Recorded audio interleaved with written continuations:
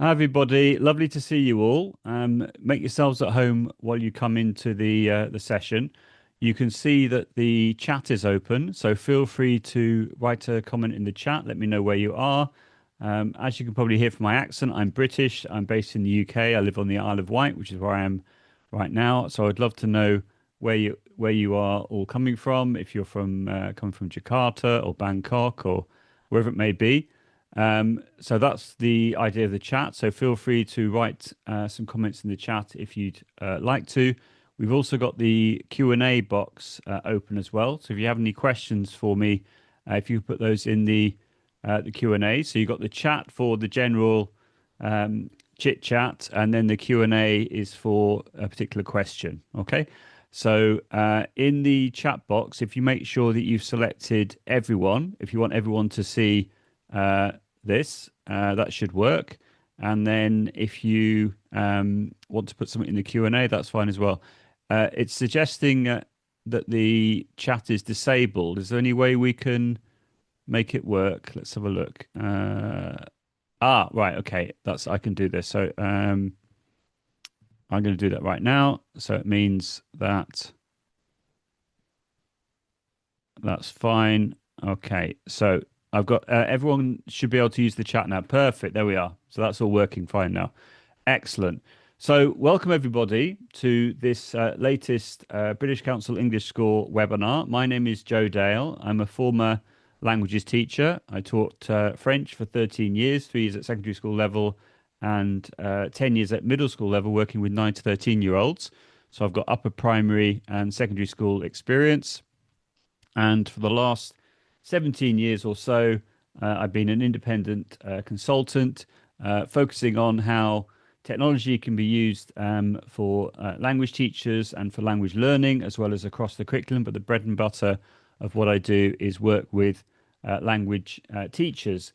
And I've done a number of sessions for the British Council English Score, so it's really lovely to be invited back. That's fantastic. I'd love to know in the chat as well if you're teaching at secondary level or at higher education level or with adults, or if you're not a teacher and you're an independent language learner. I'd love to know from you. But I can just see from the chat quickly that we have lots of people from places like Jakarta and Bangkok, at Vietnam, from India, from Taiwan. So we've got a real mix, which is just absolutely brilliant.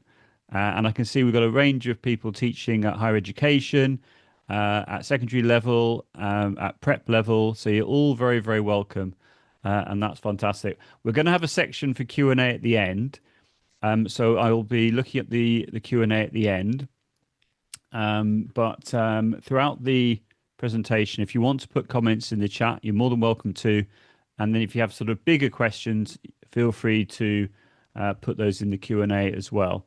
So the impression I get is that most people here are working in higher education, either as a student or as a teacher, and some people are working in business as well, which is just fantastic. So you can see on the screen I've got my contact details. So my email is joedale@talk21.com. I've also got a Facebook group which is called Language Teaching with AI. I'll be mentioning that a bit later on towards the end of the session. So if you're interested in requesting to join that community, there's over 6,300 members.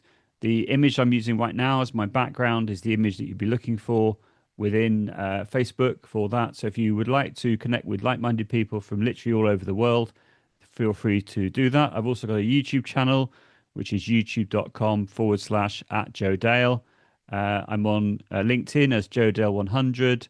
I'm on Twitter X as @JoeDale, and I'm on Blue Sky as well as Joe Dale there as well. So feel free if you'd like to connect with me. That would be amazing. And the idea of this session is, as you can see, is to talk about productive struggle versus AI slop, which is an official term, great term, AI slop, empowering independent learners in their writing and speaking skills. So with that in mind, let's make a start. So the first thing I'm going to do is, hi Fudger, by the way, lovely to see you here. The first thing I'm going to do is I'm going to create a Padlet live using a prompt. Okay, so what I'm going to do is I'm going to show you the prompt in a moment, but essentially what I want you to think about is how do you currently use AI for language teaching? If you want to talk about language learning, that's fine as well. But I want you to answer three questions: one current use, one challenge, and one opportunity in your context. Okay. So with that in mind, I will explain what I'm going to do. I'm going to click on this link, which is the prompt. Okay. I'll be showing the well, I can put this in the chat for you actually, if you would like. So let me just copy this and I'll put it into the chat for you if I'm able to. No, it's not letting me do that. Maybe I can't paste into that. Let me just try again. No, it's not letting me paste into the chat. I'm not sure what that is, but let me just see if I need to. Let's try that again. No, okay, it's not letting me paste into the chat. Never mind. So what this prompt allows me to do is it allows me to generate a Padlet board live using one of the AI recipes called custom board. So you can see here it says prompt for Padlet AI recipe productive struggle versus AI slot supporting writing and speaking with AI. So obviously the title of the webinar. Create a Padlet board in a grid format for English language teachers. Board title: How I use AI in my language teaching.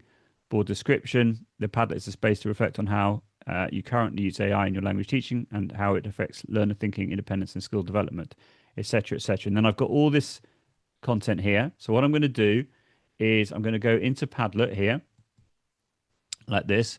And having done that, I'm going to go to my profile and I'm going to go to settings, like this. Okay. And then having done that, that will take me to the basic information page, which is here. Okay.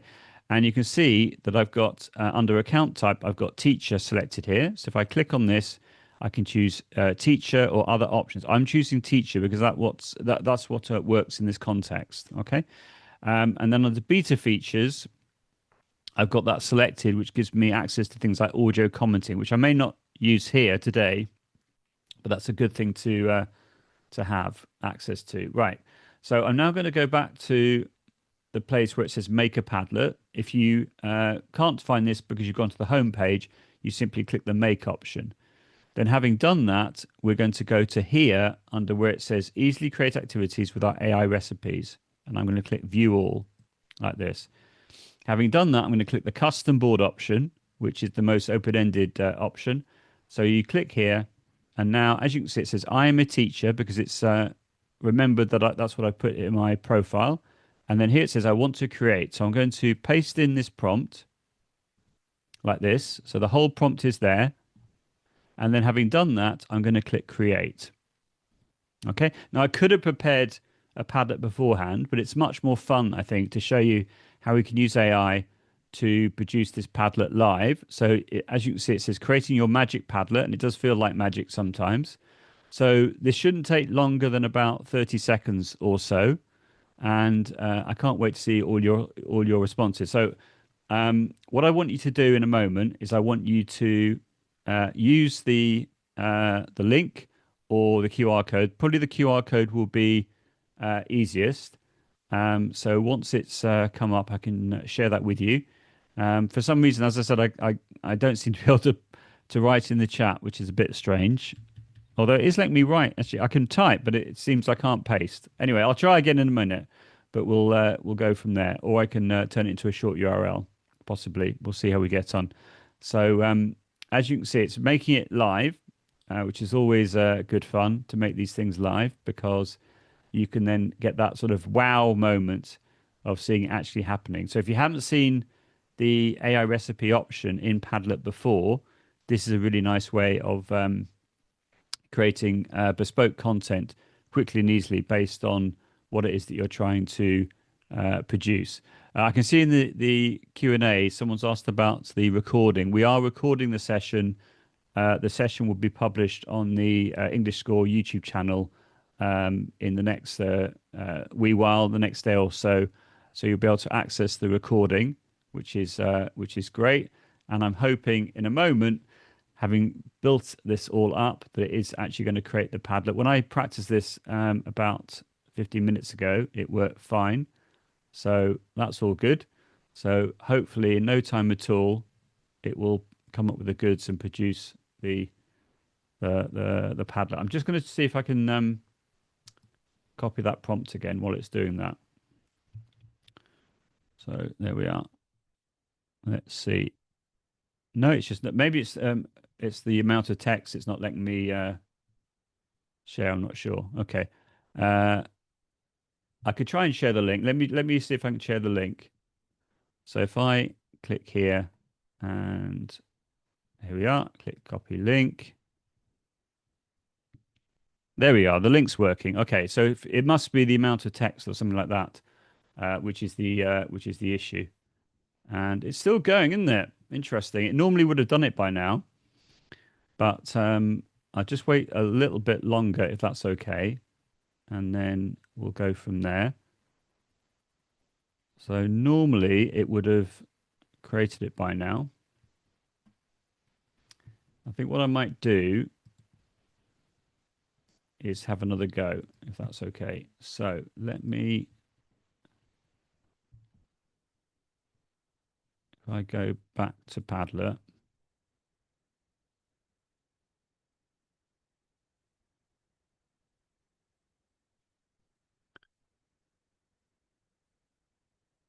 just give me a second. It'll probably do it straight away now. Let's just see. No, it's still going.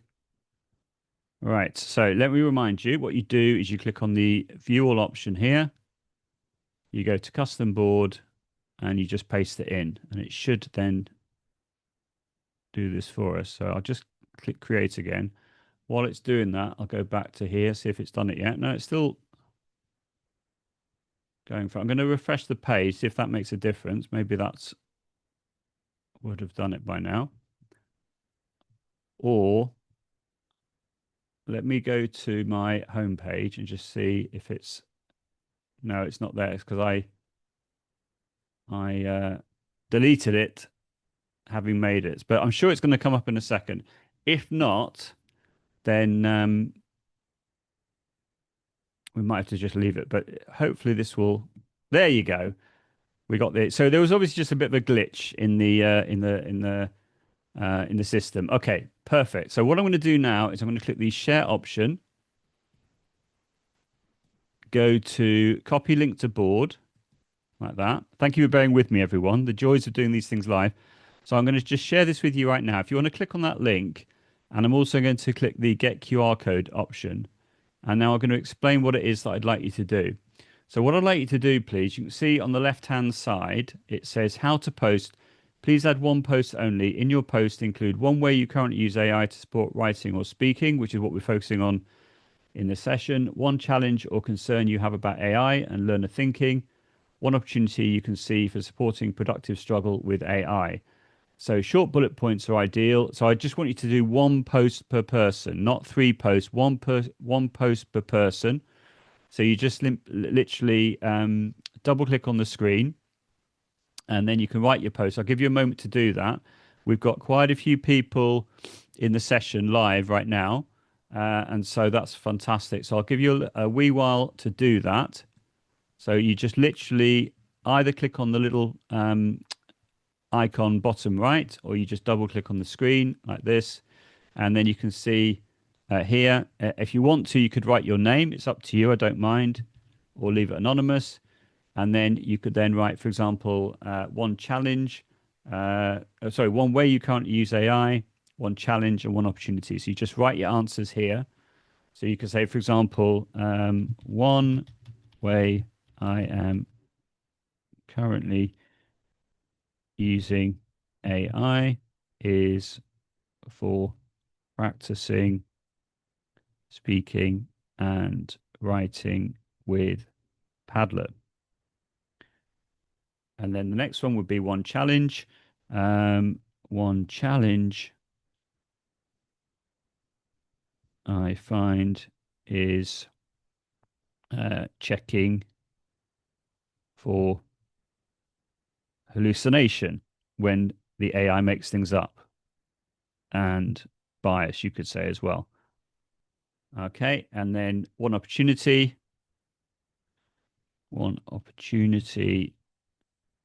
would be to be able to uh, run speaking assessments quickly with a large group, thanks to Padlet. So you don't have to, you don't have to just choose the one tool. It's up to you. And then I click publish. Okay, so I'd love you to now start writing your answers, and we'll then go from there. I'll just make sure everything's set up as it should be. All looks fine to me so far. That's great. I've got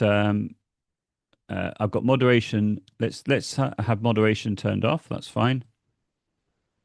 And then that's all fine as well. Okay, so go for it. If you want to write something here, that'd be great. I'll just give you a moment because I'd love you to quite a few people to write their answers. That'd be great. I can also check under the because so here we've got wall or columns or grid. I quite like wall, so let's try wall. There we are, and then we can see everyone's all together like that. Okay, so I'll just give you a little bit of time to do this. There are lots of people in the room right now, so I'd love to see lots of people sharing their ideas. So just by the looks of things, I can have a look at the sorts of things which are coming up. I challenge my students to incorporate AI into their writing and then to write another one without AI assistance. Great idea. I asked them to check what are the differences between the two. Really nice idea there. And you can see that each person is been given a nickname. Like we've got excited catfish there. We've got honest flamingo. We've got wise otter, which is just fantastic. So we've got a number of different ideas here, which is just great. I'll just give you a moment to do that because the more posts we have, the richer the outcome. And considering how many people we've got here, that will be fantastic. Okay.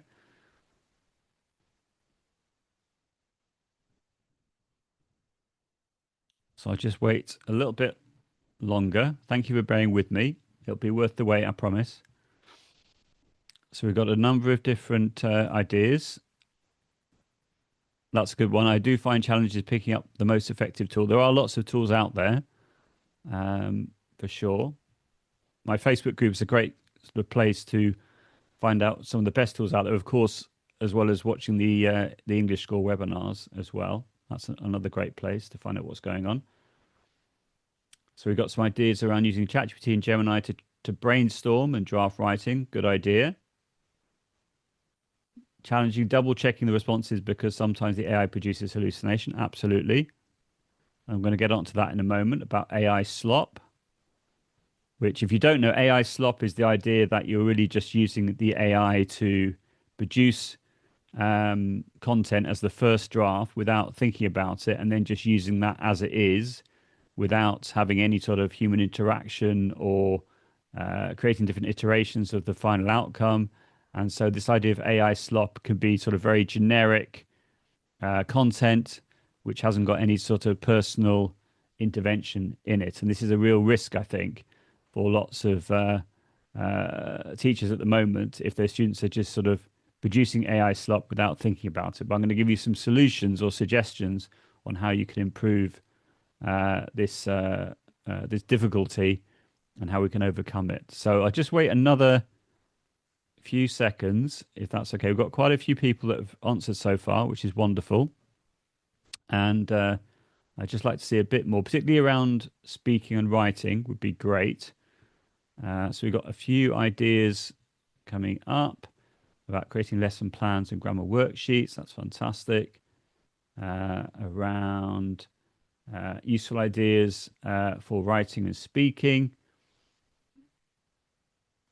Great one. I myself feel like I'm too reliant on AI. That's another risk as well. So we need to think carefully about when we want to use AI or when AI is the best tool for the job and when it's not. So I think we've probably got plenty of answers now. If I just wait another couple of seconds, if you're currently writing your post, then feel free to finish that off, and I will then explain what I'm going to do next. Okay.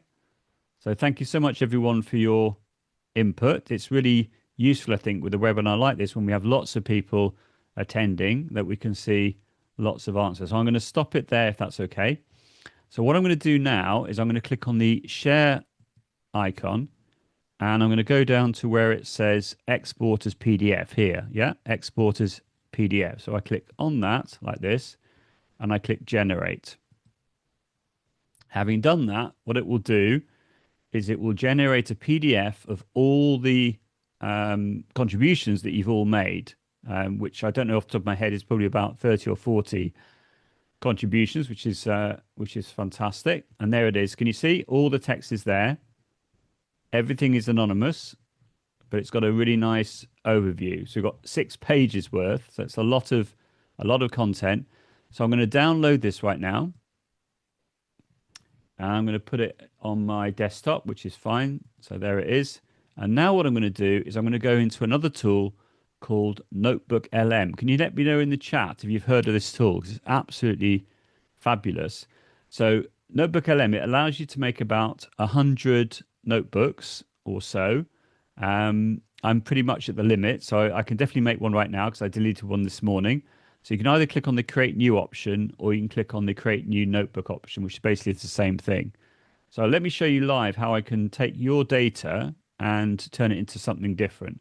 So if I click here under create new notebook, I can now upload the file, which is here. So I click upload files and I click on the Padlet option and click open like that. And then what will happen is Notebook LM from Google can you see it's now made a summary of everything that's inside that Padlet PDF. Now, as a result of that, what I can do a number of things. The first thing I'm going to do is go to where it says video overview, and instead of just clicking on this, I'm going to click on the pencil tool here, and you can make about 3 video overviews a day for free with a free account. You've got explainer and you've got brief. I'm going to choose the brief option. You've got the language here, so you can choose this to be in a number of different languages, including Indonesian, Bahasa Indonesian, and you can just go through, you can see all the different languages which are there, which is fabulous. And I'm going to sit with English for now, and then you've got these different visual styles here as well. Can you see? So you've got lots of different options, and I normally go for the whiteboard one, which I like. So I'm going to select that one. And then here, this is when you can customize it further. So you can see here, it says, what should the AI host focus on? So I would go back to here, and I want to copy that, and I want to go back to Notebook LM, and I say, okay, I want the hosts to focus on the current use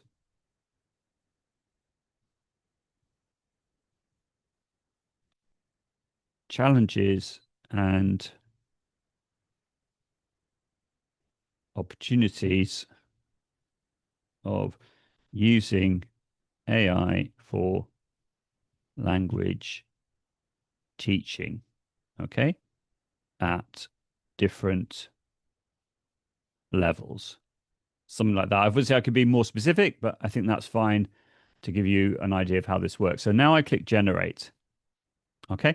Now it takes about 10 minutes for it to generate the video. So we're not going to wait for that time, obviously. But what we're going to do as well is we're going to go to the infographic option and do something similar. So I'm going to click on the pencil tool. And you can see here, you've got, again, the language. You've got the orientation. We're going to go for landscape. Level of detail, standard. That's fine. So I'm going to now say an infographic showing how teachers let's put language teachers, how language teachers are currently using AI, a challenge or challenges they are finding, and opportunities. Okay. So you can really make a bespoke image based on sources. You can have up to 50 sources in a notebook. So I'm going to click generate. Again, this is going to take a little bit of time. I'm not going to wait. We'll come back to this a bit later on, but this is very, very useful. Feel free to write in the chat how you use Notebook LM, but I really, really like it for summarizing, synthesizing lots of bits of information. I particularly like using it for things like transcripts. So I put a transcript into it, and then I will then write a summary of a meeting, for example, that I've had. That's really useful for that. Okay, right. So that was the Padlet idea. We'll come back to that one a bit later on. Great stuff. Okay, so let's carry on. Okay, right. So in the webinar, what I'm going to try and do, and I think this has been sort of highlighted when we're talking about the challenges with writing, of having to check everything and hallucination, etc. So this webinar is exploring how AI can be used to support productive struggle rather than replace thinking in language learning. Some people talk about this idea of cognitive offloading. In other words, you're not thinking through the problem enough. You're just basically getting AI to produce it for you, and therefore you're cognitively offloading. And the idea of this webinar and this approach in general is to make you more of an actor within your prompting repertoire by way of the fact that you are interacting with the AI. You're, if you like, you're having like a dialogic approach to creating content. You're co-creating content with the AI, and this is instead of producing cognitive offloading or potentially producing AI slop, if you're not thinking carefully about what it is that you're trying to produce, if you're actually thinking more clearly about the prompting that you put in, the iterations that you create because of your desired outcome, that's when you're essentially interacting with the AI. And that's why I've chosen this image here. As you can see, it's sort of the metaphor of you becoming like a sparring partner with the AI, that you're interacting, you're struggling, you're trying to work out meaning by working and co-creating the content together. So you'll be able to see some classroom safe workflows that I'll be sharing with you a bit later on, and it will help you to reflect and to think and improve writing and speaking based on this sort of interaction that you can have back and forth with the AI. So I hope you like the metaphor. I'm going to carry on with that metaphor in the session, and let's move on to the next bit. So in the session, we're going to be looking at the problem of AI slop, which I've sort of touched upon already. The fact that if the students are using AI without thinking about it, they're just producing AI slop. They're not thinking about it. They're not interacting with it. They're just trying to get the job done quickly because they want to move on to something else. And that's not going to help them. It's not going to help you because you've got to then try to give feedback on content that you know the student has produced because of the fact it's a much higher level that you know the student is capable of. And particularly at university level, you can get into some difficult situations whereby you can't be accusing students of using AI unless you've got absolute evidence of that, because they could that could cause a lot of issues. I don't know if anyone has had this issue in the chat. Feel free to mention that as well, particularly if you're working at university level, and that's a big issue. So I think that by encouraging students to use this interactive methodology, this dialogic approach will really help with that. So I'm going to be talking through that in the session, as you can see, but this is the agenda that we're going to be covering today. Okay, so let's carry on. So defining AI slop, as you can see, habitually using AI as an answer machine. So in other words, just expecting the AI to produce the goods straight away without you needing to check for bias or hallucination or inaccuracies or things like that, just presuming it will give you the right answer. And that's not a good way of viewing this. It's not an answer machine. It's actually, much, much more a tool which can make you think and make you be much more of an interactive player within your own learning, I think. So the big push in an AI-dominated world, English proficiency is critical for employability. We need to equip young people and adults on the skills that they need. We can't just presume that the AI is going to do all the work for them. They need to interact with it. They need to gain ownership of their understanding of the content they're trying to learn, and that's really, really important. So not to see AI as an answer machine at all, but more of a sort of an interactive partner. So moving beyond passive consumption to active engagement. And again, we've got a nice little image there indicating this sort of shared working together. Okay. So AI as an interactive actor. Now, this is a quote from a report, AI and the Future of Education, Disruptions, Dilemmas and Directions from UNESCO. So feel free to search for that and you'll find the report. And I pulled out this quote using Notebook LM. I uploaded the PDF into Notebook LM and I was looking for a quote around the idea of using AI as a dialogic partner. And I love this. So I'm just going to read this for everyone. So now, for the first time, machines are no longer only passive tools. They are fast becoming interactive actors and agents that talk back, respond, and engage us as personalized tutors. You can see personalized is with a Z. So that's obviously American English as opposed to British English, which would be an S. Companions and even professors, reshaping what it means to learn and teach. Now, I don't know if you agree with that. I can see that Tunde in the chat has said, unfortunately, most of the students use AI as an answer machine, and that is why we need to teach them or not to do it that way and to use it where they're viewing the AI as this sort of interactive actor that they're working with. That's what I would suggest. So feel free to write any other comments on this topic in the chat. That'd be great to see. And then the sparring partner metaphor. So reframing AI. AI should be a co-creator that asks questions instead of giving solutions. So in other words, you can, instead of saying, I want you just to give me the answer, you could set up your prompt so it is going to give you hints at the answer. So you then have to work out this for yourself. Now, Google Gemini, ChatGPT, etc., they have these sorts of guided modes which do that. They don't just give you the answer. They give you hints, and you can say, for example, act like a Socrative partner. So this idea of a Socrative approach whereby you could ask the AI to ask you a number of questions. You then answer all those questions, and then based on your answers, it will then generate a better response. So this idea of this sort of dialogic approach, I think, is very powerful there. And that will help with productive struggle.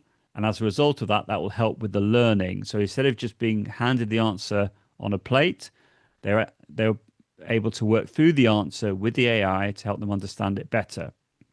So understanding is co-constructed, not merely copied. And this is really a challenge, I think, nowadays. But I think AI can really help with it if it's used, in this sort of purposeful way. Okay, so that's why I really like this sort of sparring partner metaphor for that purpose. Okay, so what I'm going to do now is I'm going to give you an example of this this workflow. So this is a video clip which I came across, which is called Learn with Joe. So this is a lady called Joe Asker from the UK, and she has a YouTube channel with lots of useful videos all around how British people use real life language. The level is sort of B1, B2, and it's designed for adult learners. So what I've got ready to go is the YouTube clip, and I'm just going to come out of this now and show you the clip. So the clip's here, and I'm going to copy the link. To get to that copy option, you click the share option here, and you click copy. Now, what you can do from there is you can go into Google Gemini like this, okay? And you literally just have to paste in the link like this. Okay, that's all I've done. I haven't given it a prompt. I've just put in the link, and then I'm going to click submit. And so just by giving it the link, it's going to give me a short summary. As you can see, it says in this video, Joe from Learn English with Joe shares 15 common British English phrases used in daily life. So phrases like give me a sec, or hang on a minute, or let me have a think, or pick up a few bits, or all over the place, could I just, would you mind, etc., etc. So this is really cool, I think, in the way in which it's sort of pulling out the main themes in the video, and all I've done is I've just pasted in the link. That's all I've done. Okay, so let me just come back to this. So that's the first one, but this idea of the hinting workflow is the following. Okay, so as you can see, I've pasted a YouTube link directly into Gemini for an automatic summary. And then what I'm going to do now is I'm going to take this prompt here, which I've already got open. And you can see it's all here. I can share this with you as well. So you can all have a go at doing this in your own time. So let me click copy. There we are. And I'm going to just copy this right now, as you can see. Now, as you can see, what it says is you are my English learning sparring partner. So this is when you're giving a role for the AI to perform. From this video, choose 2 British English expressions that native speakers use naturally, but as a B1, B2 learner might not fully understand or use confidently. So you can just adapt this to any video that you want. Do not explain them yet. That's really key. For each expression, show the sentence from the video, ask me what I think it means, wait for my response. If I'm unsure or wrong, give me a small hint. Only give the full explanation after the hint. Ask one question at a time and wait for my answer before continuing. Live modeling, thinking aloud, guessing, responding to hints, refining meaning, stop after 2 expressions, explicit commentary. This is retrieval, this is delayed feedback, this is productive struggle. So this is what this is all about. So now what I'm going to do is I'm going to go back to here and paste in my prompt and send it in. So now I'm asking the AI to play the role of an interactive actor. It says, I'm ready. It's always very confident. Okay, I'm ready. Let's dive into some productive struggle to get these phrases into your active vocabulary. I picked 2 expressions.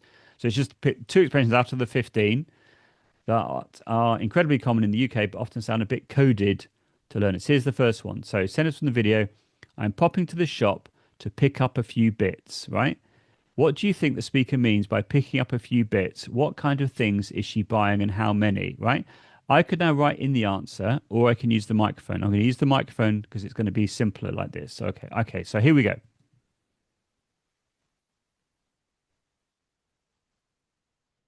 Okay, I think that the phrase picking up a few bits means that the speaker is going to the shops and is buying a few essential items that are used every day, such as milk or bread, or maybe some butter or cheese. Those sorts of everyday items that everybody uses in the UK. And that's what it means to pick up a few bits. Am I right? Okay, so let's see what the AI is going to do. You're very close, okay? So it hasn't said, yes, you're right. You're very close. I correctly identified the what, essential everyday items like milk or bread. However, there's a specific nuance to this phrase regarding planning and quantity, okay? Hint, if I tell you I'm going to do the food shopping, it sounds like a big planned weekly event with a trolley. If I say I'm going to pick up a few bits, does it sound like a big planned trip or something else? And does bits have to be just food? What do you think? Okay, so I'm going to carry on. I think when someone says I'm going to pick up a few bits, it refers to food.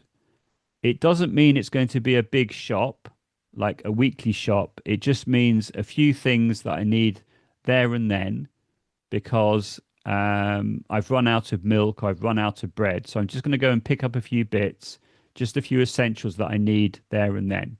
So this could be from, say, a small local shop. It wouldn't be necessarily a big supermarket. Just something handy for me to get.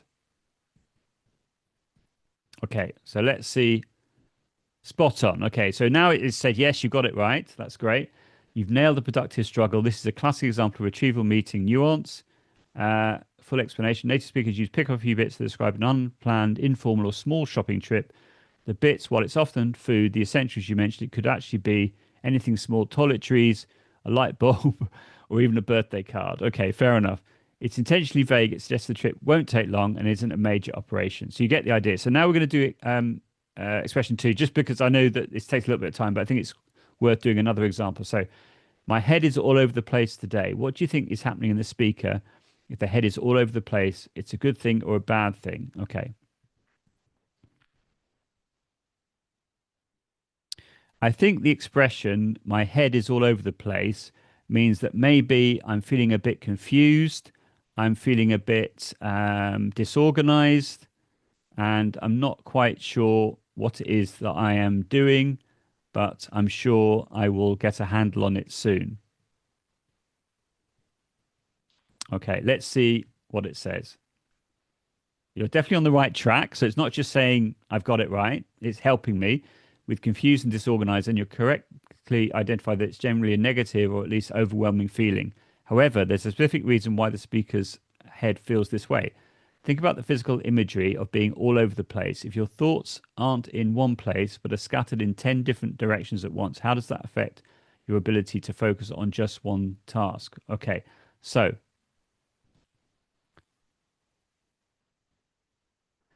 I think that the expression of my head being all over the place suggests that I'm thinking about lots of things at the same time. And so it's difficult for me to concentrate. And that is why I'm feeling confused and disorganized. A little bit like having lots of plates to spin at the same time or juggling lots of balls is the same idea. Okay, let's see what it says about that. Wow, that is a perfect comparison. You've hit the nail on the head. Another good expression. You've hit the nail on the head. It's a great example of delayed feedback, helping you find the precise mental texture of the phrase. When a Brit says their head is all over the place, they're describing mental fragmentation. The feeling it's that specific type of overwhelm where you have too many tabs open. That's another good one in your brain. As you said, it's like juggling. You're so busy trying to keep everything in the air and you can't focus on any one thing properly. Uh, Context, we use it to apologize for being forgetful or scatterbrained. For example, sorry, I forgot our meeting. My head's been all over the place with the move. Physical use, interestingly, as Joe mentioned in the video, you can also use it for physical objects, e.g., the kids left their toys all over the place, but the mental usage is what makes you sound like a true local. Perfect. There we are. Now, the next thing that you could do is you can click on the tools option here. Now that you've gone back and forth, and you can click on the canvas option like this. And then you could say, for example, create a quiz on these two expressions. Okay, we're not going to do all 15 because that would take too long, but let's just see what happens now. So now you can make a quiz. So this would be, I'm thinking particularly for learners who are old enough to use Gemini, particularly, let's say, at university level for independent language learning. But of course, you could do this as a whole class thing as well. So let's have a look. So which of the following scenarios best describes someone who is all over the place? Let me know in the chat. Is it A, B, C, or D? So someone who is feeling calm, focused, and finished all their tasks. Someone who keeps forgetting their keys and feels overwhelmed by too many tasks. Someone who is very happy and excited about a new suggestion. Or someone who is physically traveling to many different cities in one day. What do you think? Is it A, B, C, or D? So lots of people are writing B. I think you're right. So let's click B. It says I've got it right. That's great. But I could show a hint. Can you see? It says show hint. So it says think about the imagery of thoughts being scattered in many different directions at once. Perfect. So let's go on to the next one. So this one, A, B, C, or D. If a British person says, I just need to nip to the shop to pick up a few bits, what are they likely doing? So looking for expensive furniture to decorate a new house, buying a few small items like milk, bread, or perhaps some batteries, asking for a formal loan from a bank manager, or going on a major planned monthly shopping trip for the whole family. Okay, lots of you again are going for B. And again, you're right. Well done. And then we'll click next. So you get the idea. We could just work through in this way. Choose the most natural way to finish this sentence. Sorry, I'm so late with that report. My head is sound good today. Bits have been, so my head has been all over. Okay, so what do we think? A, B, C, or D? This one, it's actually, I'm going to go for D, and I'm right. Phew. So sorry, I'm so late with that report. My head has been all over the place lately. It's actually D. Well done. But you can see how this could be useful. True or false? The phrase pick up a few bits can only be used when buying food. Put a T or an F. T or F. Is it true or false?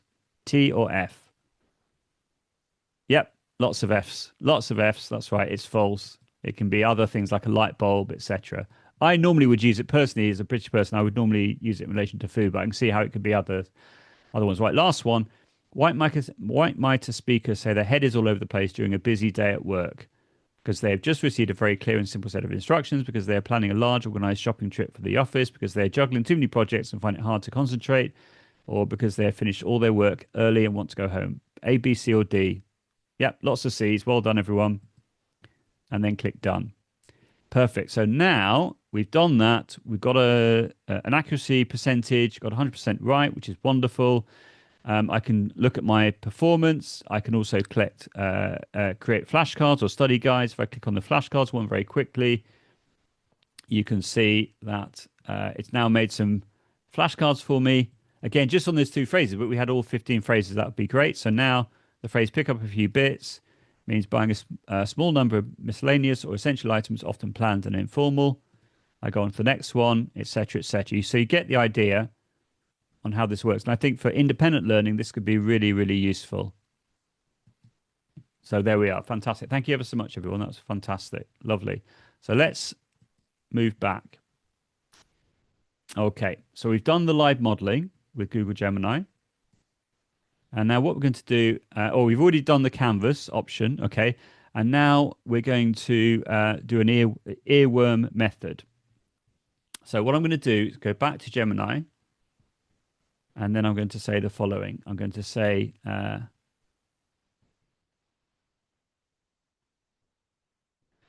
write a basic catchy song, including all 15 expressions from the video, and make the lyrics at B1 to B2 level. Okay, let's see what it comes up with. So now it's taken the transcript of the video and it's making a song right now. Things like pick up a few bits. So it's not just those two expressions. It's going to use all 15. That's interesting. So it hasn't quite. Let's just see. Let me just reload the page. We'll just try again. The beauty of doing these things live. So it's not there. It's completely gone. No, it's coming back. Okay. So for some reason it's not appeared here. That's okay. I will then say, put the lyrics in the chat section, not in the Canvas section. Okay, let's try again. Okay, so can you see? It's now doing it. So we've got lyrics like give me a sec, won't be a sec, head all over the place. That sounds good. Could I just, what a nightmare, etc., etc. So I'm now going to copy all of this.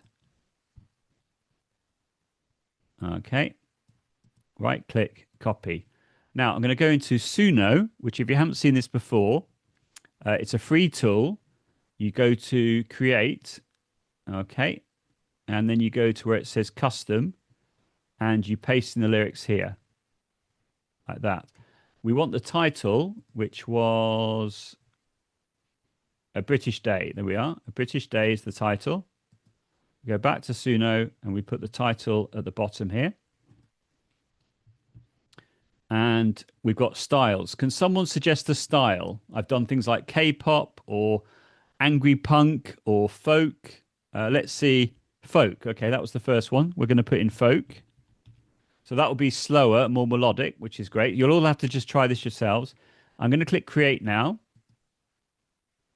And in about 10 seconds, it's going to make 2 versions of the same song. And you can make 5 songs for free every day. And you can also download the songs as well. There we are. That took what, 5 seconds, 10 seconds? So this is obviously a bespoke song with earworms designed to get the expression to stick in your head and let's have a listen to the classic A British Day. Here we go.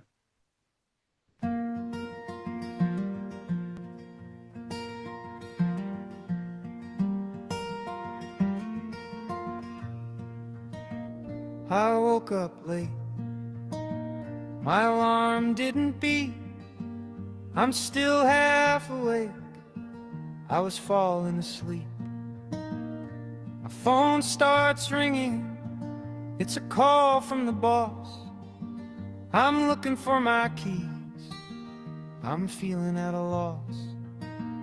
I say hello, give me a sec, I'm running out the door.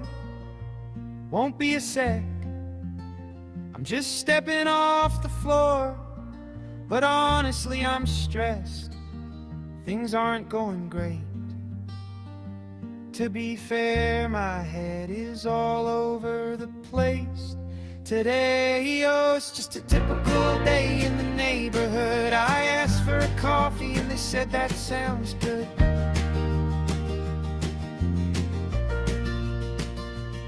Okay, I'm going to play the next one. You get two versions of the same song. I can see we've got a question about copyright. So as an end user, there's no issue with copyright for you to create the song.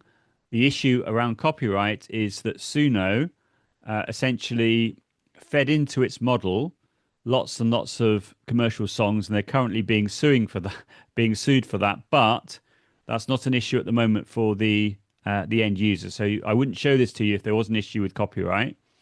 They have Suno have admitted to breaking copyright, but there's no problem about you creating songs with tools like Suno based on your own lyrics. That's not a problem at all. Okay, this is version 2.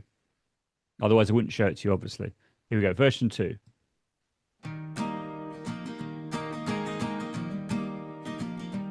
I woke up late, my alarm didn't beat, I'm still half awake, I was falling asleep.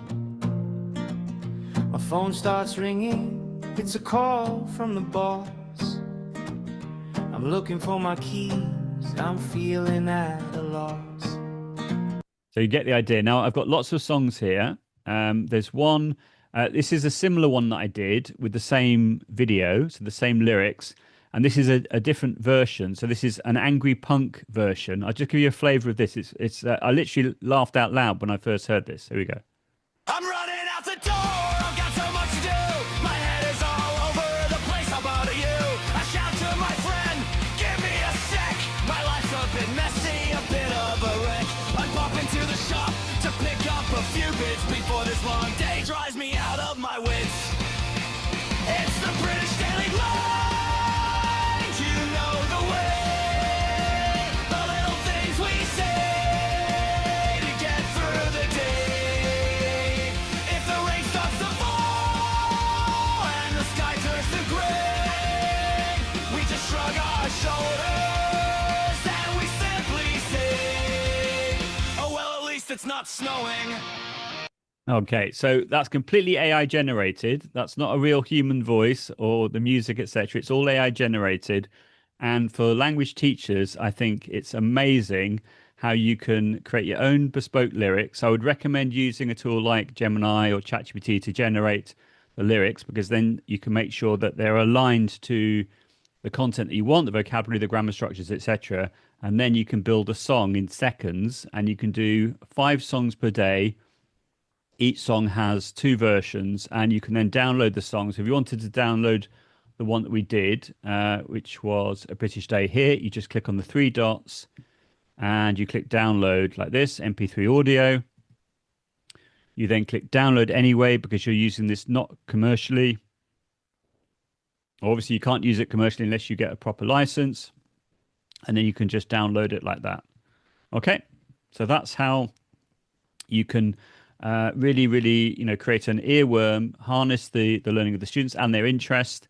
And thank you so much for the reaction in the chat. That's great. You obviously like that. Normally, when I show this to teachers, they absolutely love it, and it could be used in language teaching, but it could be used in any curriculum subject, I would say. Okay.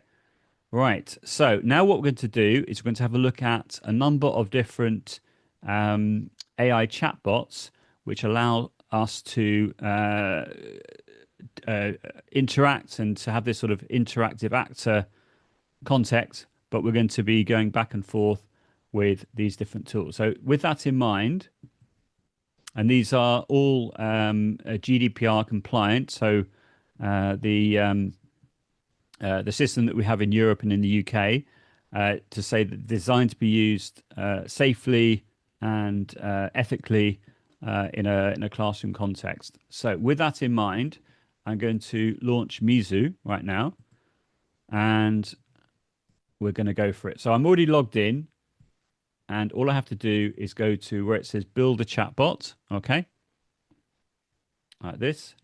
And you've got these two different options, custom and AI generated. So I'm going to click on the AI generated option, which is easier because it does all the heavy lifting for you.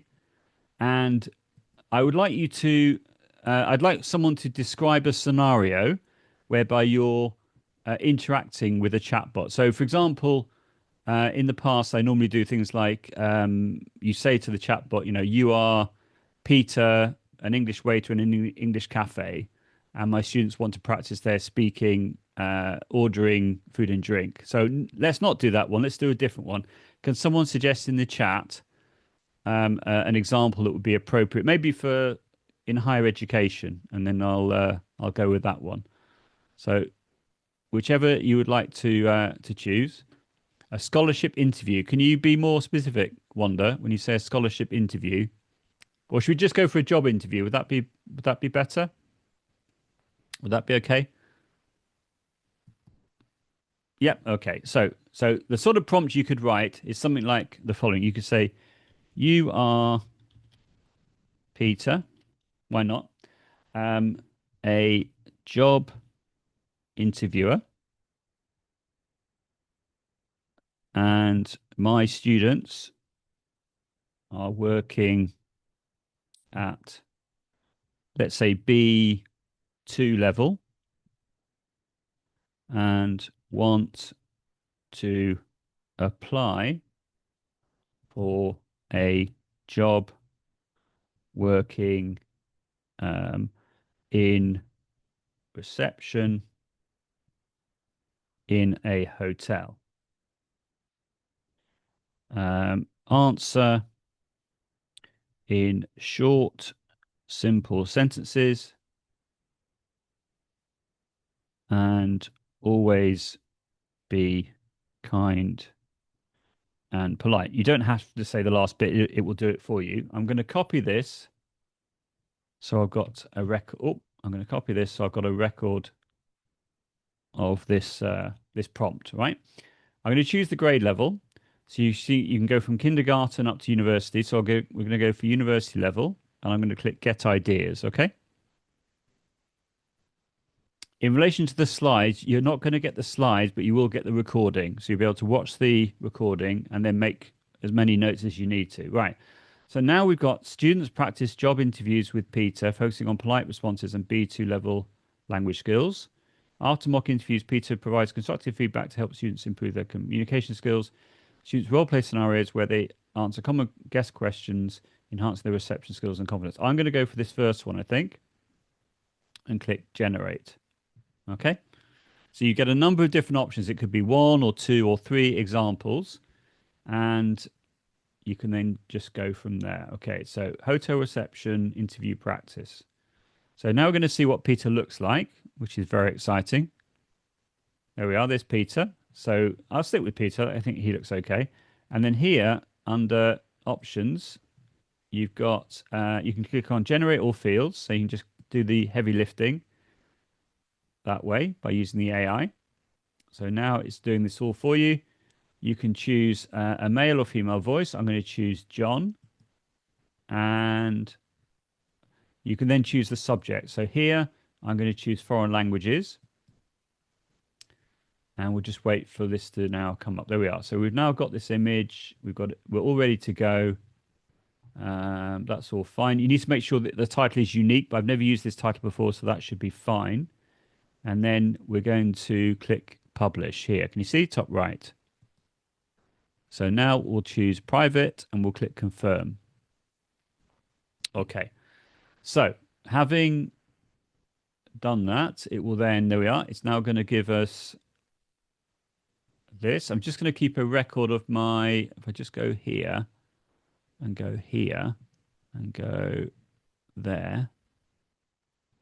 There we are. If you're interested, this is a Chrome extension, which I vibe coded. I created myself in my Facebook group. I give the download link if you want to add this yourself. So I made this all myself by vibe coding in ChatGPT, which is quite cool.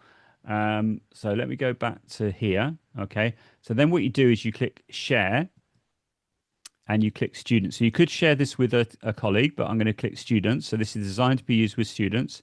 And then you click create. Okay. Okay.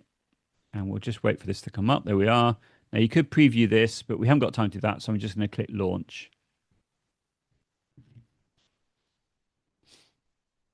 Okay. That will now give me a link like this. Okay. So just wait for that to load. Here we are. And then I click copy. Like that. Okay. Now what I'm going to do is I'm going to right click here and I'm going to click on new incognito window like this. Okay. And click paste. Now I'm going to send it in and then I'll be able to interact with my chatbot practicing my job interview. Right. So I'm going to call myself Joe and I'm going to click.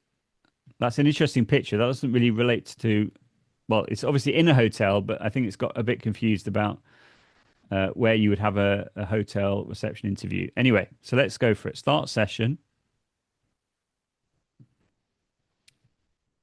And we'll start the session.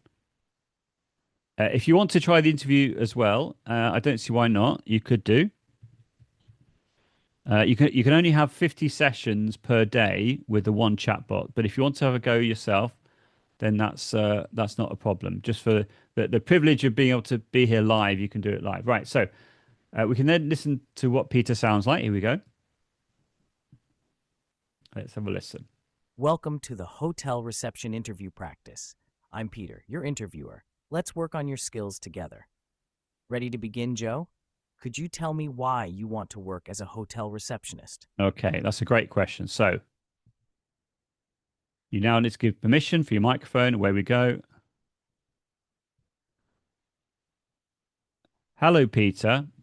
Great question.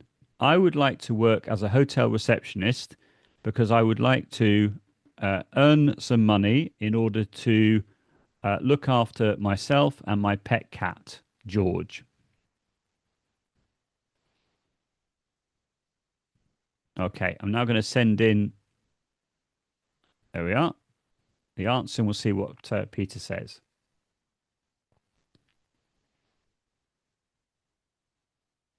Okay, so let's see what Peter says. So you can read it. Thank you, Joe, for your clear response. You used simple and polite language well. To strengthen your answer, could you also tell me what skills you believe are important for a hotel receptionist? This will help me understand your motivation better. Okay, so, well, Peter, I have good communication skills. I'm good with the public, and I don't get flustered when I'm having a pressured day. So my head is never all over the place. Okay, so as you can see, I've deliberately used an expression that we learned previously. Let's see what Peter says.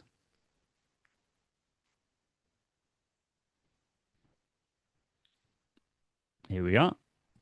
Great job, Joe. Phew, that's good. Great job, Joe. Your vocabulary, like communication skills and flustered, is excellent. Saying, my head is never all over the place, is friendly and clear. Could you give me an example of a situation where you stayed calm under pressure? This will show your abilities more vividly. Okay, so you get the idea. I'm not going to go back and forth, back and forth, back and forth, but you get the idea on how this could work. So I think that this can really give confidence to the students. They can role play. It can reduce their anxiety in this sort of situation, and it can really help them. And it feels like a very sort of low pressure environment. So once the student has finished, I think I'm right in saying you can have as many back and forths as you want, but only 50 sessions per day. So then you click end session, and then you click skip. That's what I normally do, and that will now end the session. There we are. And then I could then minimize that. And then if I then refresh the page, you can see it says at the minute, no participants yet. So if I refresh the page, then I will be able to see my own session. There we are. I can see that a number of you have had a go at doing this, which is great. Okay. And there should be one there.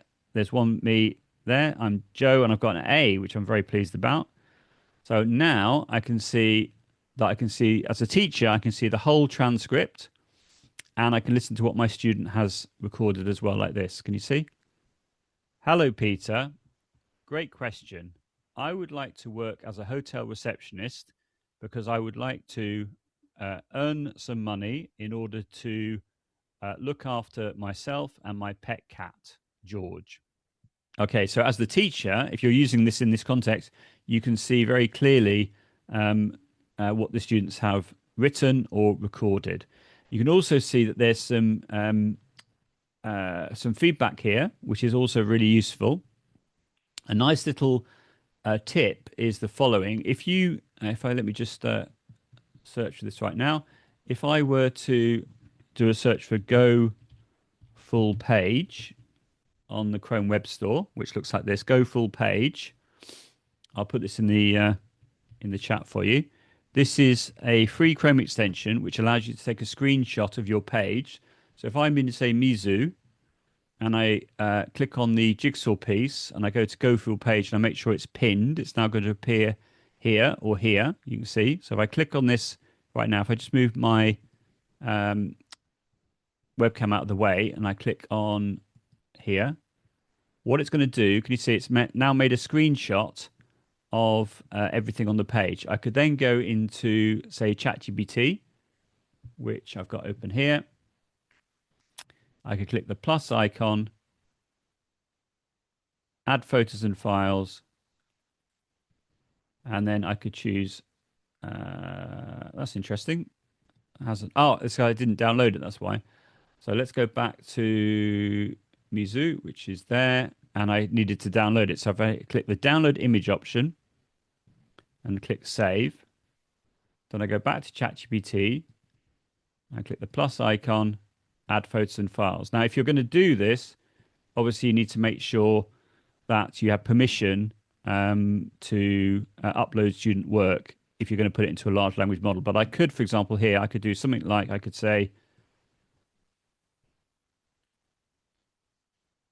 here is the transcript of a job interview that one of my students did with a chatbot.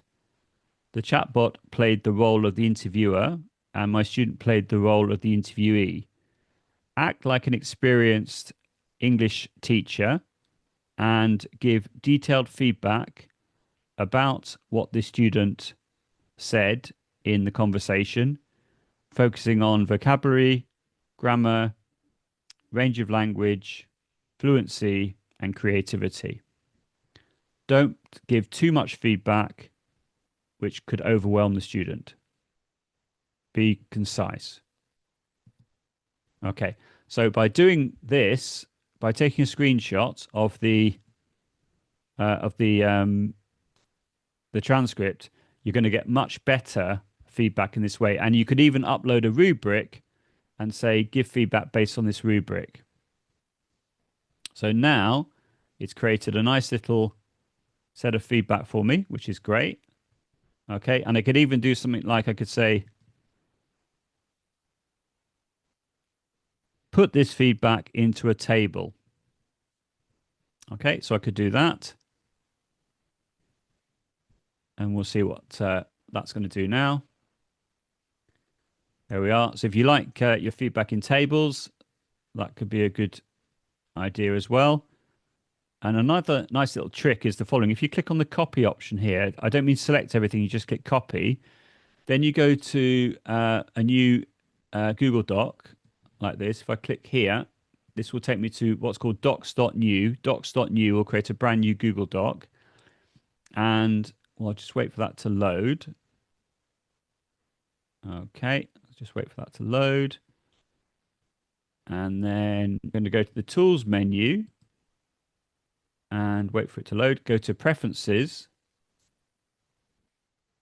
And here it says Enable Markdown. Okay, so if you click on Enable Markdown, that's not on by default.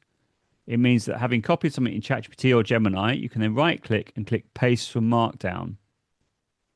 And now, can you see? It's now retained all the table format, which is great. So in the feedback, you could say, put the name of the student at the top, put their email address if you wanted to, if you were happy to do that, and the student were happy for you to share the email address. And then you could then just paste it with them or share this with them as you see fit. Okay, so that's a really nice tip. Paste from Markdown in Google Docs. And then if you wanted to, if you work in a Word environment, you could then click download and download this as a Word document as well. Okay, so let's go back to here and take the prompt again. And now I'm going to do the same thing in another tool called Ed Cafe. Okay, so Ed Cafe, similar to Mizu, allows you to make your own chatbot for free. So I'm going to click Create New. I'm going to choose Chatbot, which is here. I'm going to paste in the prompt and click Create Chatbot. Okay. You're allowed to create. Okay. So I've made too many chatbots. So let me go back to here. Let's see if I can. I didn't realize there was a. Let me delete some of these then. Okay. And let's try again. So chatbot. That's good to know. I didn't realize that. Okay. So now it's going to work. That's fine. Whew. Okay. So you're Peter, a polite and patient job interviewer who helps B2 level students. So you get the idea. You're getting all this information. Okay. And it says, which would you like to start with? So let's click save. Okay. We'll enter the name. So let me write example chatbot. We'll click save. Okay. And then you can click, okay, it's just generating the description. You can click assign like that. You can click copy link. Okay, I can put that in the chat as well if you'd like to have a play with this one. And we'll do the same thing. I'm going to right click, new incognito window, and paste it in. Right. So, okay, so enter your name. Start chat. Okay, so hi Peter, I'm a friendly interviewer to help you practice for hotel. I speak in short, simple sentences, and I'm always kind. Choose what you'd like to work on. Okay, so let's do one. Let's go for practice interview questions. Okay, so what do you want to work? Why do you want to work as a hotel receptionist? Okay, so I could also listen back to this like this. Great, Joe. You want to practice interview questions. Here is the first question. Q1, why do you want to work as a hotel receptionist? Please answer when you are ready. So again, I have to give permission for my microphone. Well, I feel that I have good communication skills and I'm good with the public. I would like to start earning a salary so that I can pay my own way and look after my cat, George. Okay, let's send it in. Let's see what the interviewer says. Your answer is clear and shows good reasons. Here's some feedback. Okay, you repeated the sentence twice. Try to say it once clearly. That's great advice. Instead of starting earning a salary, you can say gain work experience to sound more professional. Excellent response. The phrase look after my cat, George is nice and personal, but in an interview focus more on skills and work motivation. So you can see that the feedback is more detailed compared to Mizu. And it's even given me a model answer, which is just great. So I want to work as a hotel receptionist because I have good communication skills. I enjoy helping people and working with the public. I also want to gain work experience and be responsible. Try to add this polite phrase to your answer. I would be happy to contribute to your team. Would you like to try answering again or move to the next question? So you get the idea. Obviously, I haven't got time to do lots and lots of interactions, but you get the idea. It's more detailed. It feels like it's more like sort of playing the role of a teacher, as it were. That's really nice as well. So we're going to do the next one, which is called Mizu. Sorry, not which is called Flint. Even this is called Flint. Again, you can use it for free. The Flint assistant is called Sparky, which is quite fun. So I'm going to click on the Hey Sparky, and it says speak a world language with them. Okay, so I click on that like that, and then what it says build with Sparky or build manually. I would recommend clicking the build manually option because this way you get more control. Okay, so you've got the overview. So we'll call it job interview. Summary. So let's paste that in. Oh, that's the wrong one. So let's go back because I copied the link. So we'll copy that, go back to Flint, which is here. There we are. And then click on behavior. So select grade level. So we'll go for, we'll go for CFR. And then we'll go for B2. Okay. Sparky's role, job interviewer. Response styles, you can go for concise or thorough. Guidelines, be professional and kind. Hello. Oh. Obviously, I could write a lot more than here, but you get the idea. That's a required question. That's fine. I'm going to click on language. So you've got all these different languages to choose from. I'll choose English United Kingdom. Student communication, writing or speaking. You can have writing and speaking with autoplay if you want to. That makes it even quicker. I'm going to do without autoplay, and then grading. You could obviously look at that. I'm not going to do that right now. I'm just going to go for it. So I'm going to click create activity.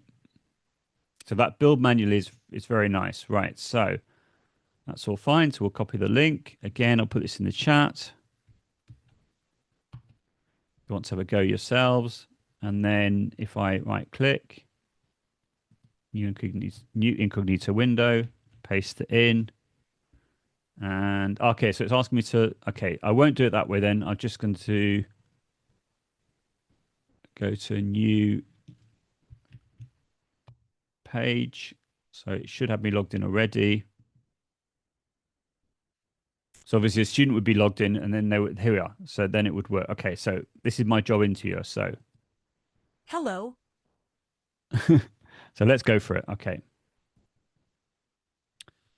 Give permission. Hello, I would like to apply for the job interview. Start again. Hello, I would like to apply for this hotel receptionist job, please. So let's see how it. There we are. So you can see. There we are. Okay. Okay. Let's have a listen. Hello. Thank you for your interest in the receptionist position at our hotel. That's wonderful. Let me ask you a few questions to learn more about you. First, can you tell me about your experience working with customers or guests? Okay. So I have for Oslem, I have shared the link already in the chat. It's the one above the message you've just written.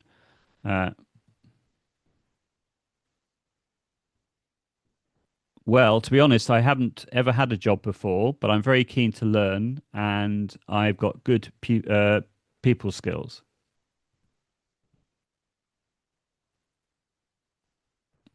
Okay, let's see. Okay. Let's have a listen.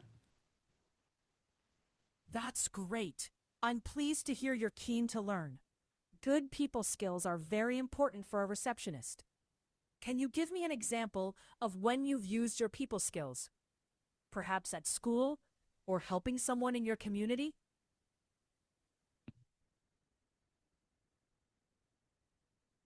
Well, for example, when I was at school, I used to run the tuck shop. So we would sell sweets and drinks and things like that. And I felt that that's a job I did very well. And so I now feel like I would like to become a hotel receptionist.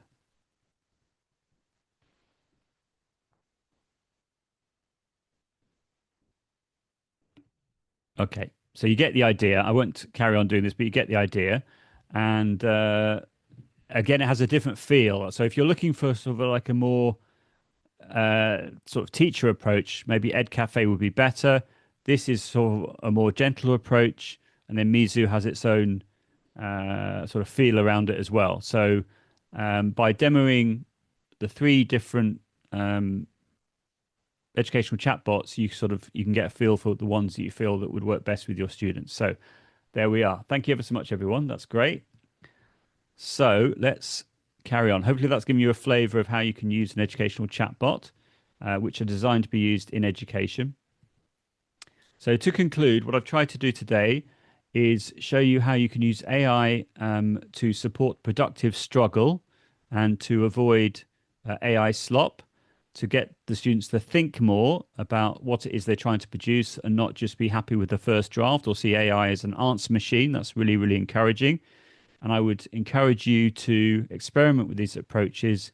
I've shared some prompts with you. For example, you're going to be able to watch the recording back as many times as you want to, and that will be great, and hopefully make your learners feel more confident in using English. That's the idea.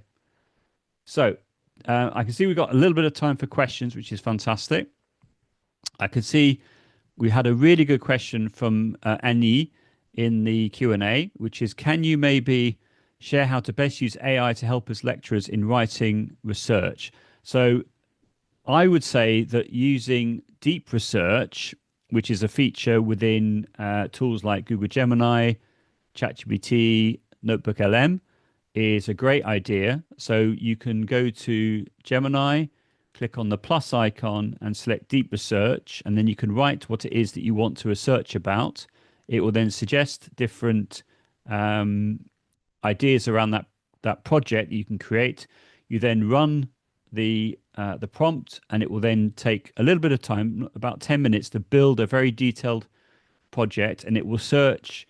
In the case of, say, Google Gemini, it will search, say, 200 plus sites to find the answers that you're looking for, and then it will then build you a report that you can export as a Google Doc.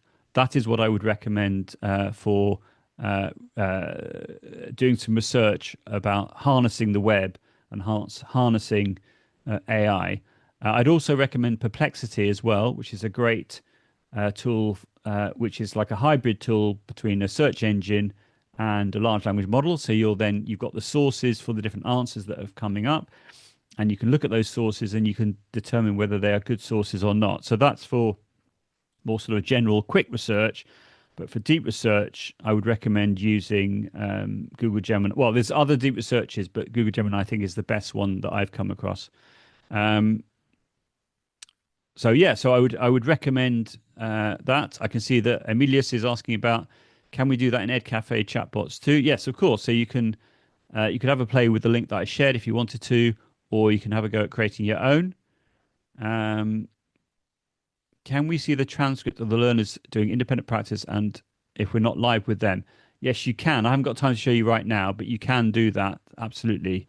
Certainly in Mizu, you'd have to check with Flint and with Ed Cafe if you can get to see the transcript. But you definitely can with Mizu. Um, yes, you do see the learners. You do see the learners work. That's right. That's right. Perceptions of AI is pivotal to decide which AI thinking model is good at conducting research. Others are good at generating crazy ideas. Yes, so you have to choose the right tool for the right job. So I've made some suggestions around particularly deep research. I think is really, really good for that. Okay, before I move on to the last little bit, let's just go back to Notebook LM. And let me show you this infographic first of all. So this is the infographic based on your answers on the Padlet. So there we are. Can you see? How cool is that? Okay.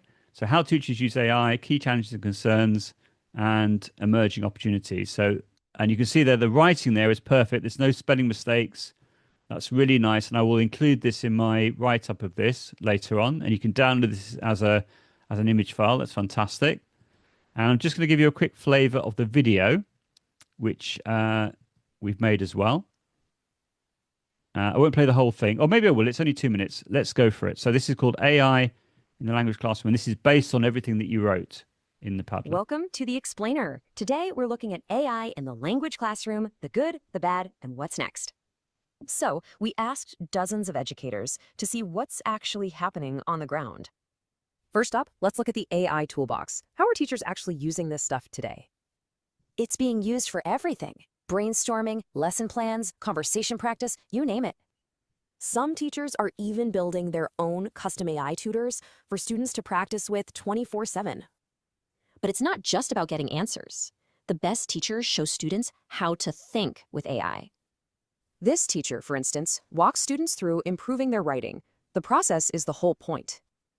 Okay, but it's not all smooth sailing. There are some pretty big hurdles here.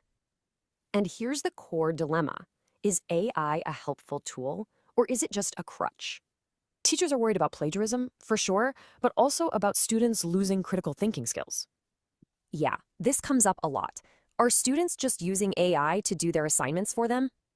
And it's not just the students. The AI itself can be unreliable, which is a huge problem. We're talking fake sources, wrong answers, and even biased feedback. Not great. But despite all that, teachers are still optimistic. They see a ton of potential here. The big opportunity? Giving every single student instant, personalized feedback and a limited practice. Some teachers are even using AI's mistakes as a teaching moment for their students. Pretty clever. This flips the script. It forces students into what's called productive struggle, which helps them learn. And for teachers, well, AI can automate all the boring stuff, freeing them up to actually teach. So, for the next generation, what's it going to be? Is AI a partner in learning, or is it just a shortcut?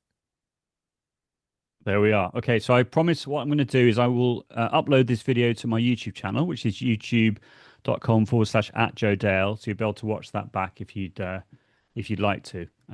So that's wonderful. Thank you so much, everyone. We haven't quite finished. I've got a couple of more slides to show you. So this is obviously from EnglishScore. As you can see, in an increasingly competitive world, proving your English proficiency can mean a world of difference, particularly in the context of AI and making sure that our students are interactive actors. They're not just using AI as an answer machine. So we got some really nice stats there, with 95% of graduates seeking jobs at MNCs, where 70% operate in English language proficiency is crucial. Post-COVID, companies hired diverse global talent, whether remote or overseas, and English proficiency is a must. And I think AI can help with that for sure in the ways that I've shown you. Okay, so here's some more information if you want to find out more about the English Scores test that you can do. You've got some QR codes there to download the app on the App Store or on Google Play. And again, if you'd like to scan this QR code here, then you can learn more about English Score in your country. And that's the last bit. Just to finish off with, this is the Facebook group that I was referring to. So I'll just pop that in the chat. And very briefly as well, starting next Wednesday, every Wednesday in February, I'm running a 4-part webinar series. It's not free, but if you want to learn more about how AI can be used in language teaching, I'm running the same session 4 times each day. So the one for Australasia, for Southeast Asia, starts at 9 o'clock in the morning, UK time, so an hour later. So say, for example, in Jakarta, that would be 4 o'clock in the afternoon. And each week I'm doing different skills. So we're going to start with listening and then speaking and then reading and writing. Everybody is welcome. And this is just giving you a flavor of the sorts of things that we're going to be covering. And it's got my bio here as well. And there's a special deal. Also here are all the Eventbrite links. There's a special deal that if you buy the whole series, you get a discount. So 4 webinars you get for the price of 3. Okay, so I'd really recommend having a look at that as well. And that's all in my Facebook group, but I'll put that in the chat as well if you want to have a further look. And there we are. So thank you ever so much, everyone. We're just about out of time, but if anyone has any other burning questions. Or in fact, let's see if there's any other questions I can do in the chat very quickly. So to teach writing, what would be your suggestions to lessen our students' over-dependence on AI and producing AI slop and encourage them to struggle productively and use AI wisely? Well, all the things I've talked about, Michael, in the session, using that sort of prompt around hinting, encourage them to do that. Encourage them to use an educational chatbot that you've created for them. You can then monitor how they're getting on. You can see their transcripts, etc. That's what I would recommend. And you know your students. You know if they're producing content which is much higher than you know they can produce, and if they can't describe what they've written, then maybe it's not their own work. Maybe they need to think about that carefully. So that's actually a nice place to finish. So thank you so much, everyone. If you want to stay in touch, feel free to do so. I'm going to be repeating this webinar in about a week or so's time on the 3rd of February for the Latin American market. But if you are around, if you have time to watch this again, feel free to do so. But thank you so much, everyone, for coming along. I really, really appreciate it. And thank you so much for your contributions, particularly with the pad at the beginning. That really helped to frame everything nicely. And as I said, I promise I will be sharing this in my Facebook group as well as on LinkedIn and other places like Twitter X and Blue Sky as well. So with that in mind, I'm going to stop sharing. Okay, and I'm going to stop recording right now.